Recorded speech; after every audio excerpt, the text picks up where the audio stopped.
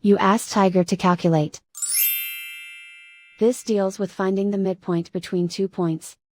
The midpoint between the 2 points is -9, -53.5. Let's solve it step by step. Plot the 2 points and calculate the midpoint using the formula. The coordinates of point 1 are, x1 equals -3, y1 equals -36. The coordinates of point 2 are, x2 equals -15, y2 equals -71. PM represents the midpoint of the 2 points.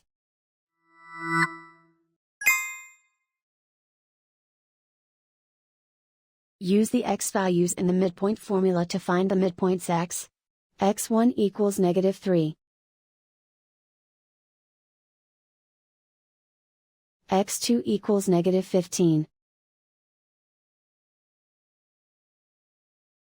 Simplify the arithmetic.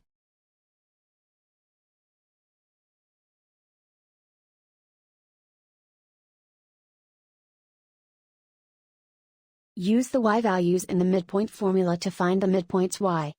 y1 equals -36. y2 equals -71. Simplify the arithmetic.